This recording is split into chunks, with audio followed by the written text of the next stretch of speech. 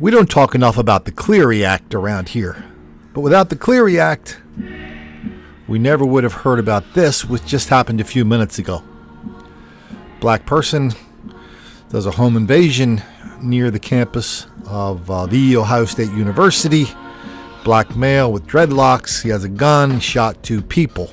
I wonder why cities don't do that. I wonder why counties don't do that. I wonder why everybody doesn't just do that. When you get a police report, boom, put it out on Twitter. In one form or another, that's what colleges have to do.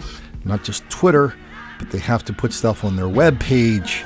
They have to put up alerts where you can get descriptions of the person and you can see patterns and things like that. Well, the only reason this is happening is because of a person named Jean Ann Clery. This was back in 1986. And her parents were going to send her to Tulane College in New Orleans. I think Tulane's in New Orleans. But they noticed there was a lot of crime in Tulane. So they said, no, we're going to send her to Lehigh University instead, which is supposed to be kind of a bucolic town. Little did they know. Let me read a little bit from People magazine here. They dropped her off in April at her Pennsylvania campus after spring break. 5 days later, she was found in her 3rd-floor dorm, murdered by a fellow student. She'd been raped, sodomized, beaten, bitten, strangled with a metal coil, and mutilated with a broken bottle during the attack. There was no mystery about who Jean Ann Clery's killer was. Joseph Henry, then 20, had boasted to his friends about the murder and had some of the girl's property in his possession when police came for him. Nor was there any mystery about how Henry, who lived off campus, managed to enter the girl's dorm. 3 doors, each equipped with automatic locks, had been propped open with empty pizza boxes for the convenience of the resident students. They were equally convenient for Henry, who had been on an all-night drinking binge after losing a close election to become the president of the Black Student Union. After the fact, the parents were wondering, well, how could this happen to our daughter at Lehigh? This ever happened before? And they found out that Lehigh, despite its innocent exterior, was actually a center of black crime and violence.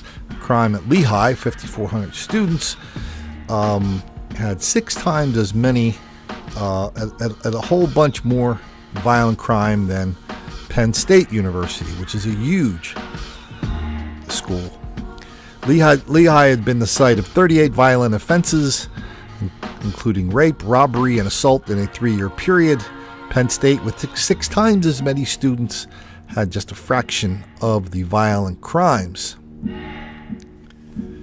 And so the parents, they sued the school, they got a settlement, they used the money to convince Congress to pass the Clery Act, which now makes all this crime and violence and the patterns inside this crime and violence a lot more transparent.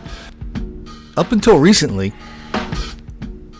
the law was interpreted to mean that the school officials have no discretion about reporting the details of the crime, including a full description to people involved in the crime. I've read hundreds of Clery reports, hundreds of colleges around the country. Violent crime on college campuses is an overwhelmingly black thing. It got so bad at the University of Minnesota at Minneapolis that the black students, they got together with 6 of their black groups on campus, students and faculty.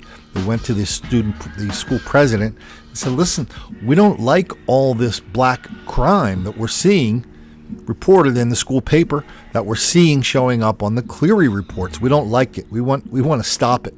Now, at this point, right, we're at you can either say, A, I want to stop the crime, or B, I want to stop the reporting of it.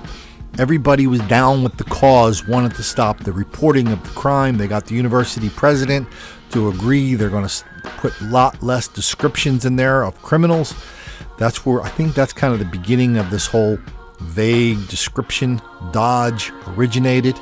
And now a couple of other colleges around the country are starting to pick that up. Vague description of black predators, black criminals preying on students in and around these college campuses all over the country. You have to wonder what our lives would be like if the next time a Black Lives Matter protester showed up on TV and started describing in great detail how black people are relentless victims of relentless white racism all the time, everywhere. That explains everything, especially why cops are always picking on black people for no reason whatsoever. You have to think what our world would look like if we had Clery reports for everyday crimes in everyday cities. There's a home invasion, there's a murder, rape, robbery, assault, boom, everybody gets an email or a Twitter or a Facebook post.